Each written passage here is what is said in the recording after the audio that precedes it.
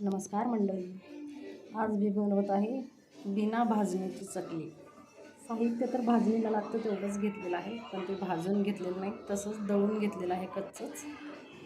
त्यासाठी 1 किलो दळून घेतलेलं आहे पीठ। भाजणीचं साहित्य जेवढं लागतं आपल्याला तेवढं दळून घेतलेलं आहे 1 किलोचं। आता त्या पिठामध्ये मी घालत आहे चकलीचा मसाला, लाल तिखट चवीनुसार, तीळ, थोडीशी हळद आणि चवीनुसार मीठ आणि थोडीशी धने, जिरं आणि ओव्याची पावडर। आता हे छान मिक्स करून घ्यायचं आहे आणि यात कडकडीत 4 ते 5 चमचे तेलाचं मोहन घालायचं आहे।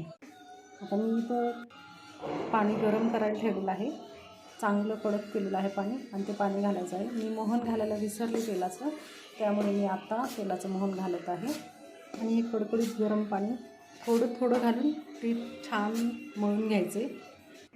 चला तर मी पीठ मळून घेते। हे पहा, मी तेलाचं मोहन घातलेलं आहे, तेल कडकडीत गरम करून। आता हे छान मिक्स करून घ्यायचं पिठाला, पूर्ण पिठामध्ये तेल मिक्स झालं पाहिजे। दोन्ही हाताने छान मिक्स करून घ्यायचे पीठ। आता हे छान मिक्स झाल्यास मी तुम्हाला पीठ दाखवते कसं झालं ते। तर या पद्धतीने पीठ तुम्ही मळून घ्या छान, म्हणजे तेलाचं मोहन जे आहे ते सगळीकडे व्यवस्थित लागेल। आणि मी चॅनलवर खूप साऱ्या दिवाळीच्या रेसिपी टाकलेल्या आहेत, त्या तुम्ही नक्की पहा आणि आवडल्या तर लाईक करा, शेअर करा। चॅनलवर नवीन असाल तर चॅनलला सबस्क्राईब करा। आता तेलाचं मोहन छान मिक्स झालं तर त्यात मी थोडं थोडं पाणी घालून हे पिठाचं गोळा असा बनवून घेतलेला आहे। हे बघा, ह्याच पद्धतीने पीठ असंच मळून घ्यायचे, जास्त पातळही व्हायला नको आणि जास्त घट्टही नको। आता हे पिठाचा गोळा मी सोऱ्यामध्ये घालून घेते। पिठाचा गोळा सोऱ्यामध्ये घालताना थोडंसं पाणी लावून थोडासा मऊ करायचा आहे आणि मग घालायचं आहे त्या, म्हणजे चकली बनवताना तुकडा पडणार नाही। तुम्हाला चकली बनवून दाखवते। दलिंदर मीच पाडते, थोडंसं कोमट हात लावून चकलीचं पीठ सोऱ्यामध्ये भरायचं आहे, म्हणजे चकली तुटणार नाही।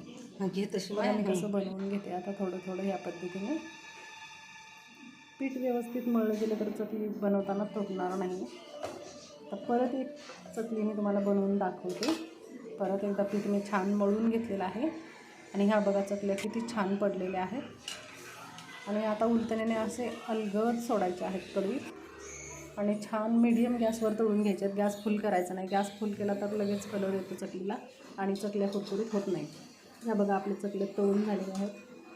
बिना भाजणीची चकली खायला खूप छान कुरकुरीत झाली। नक्की करून बघा तुम्ही या पद्धतीने आणि व्हिडिओ आवडल्यास लाईक करा। धन्यवाद।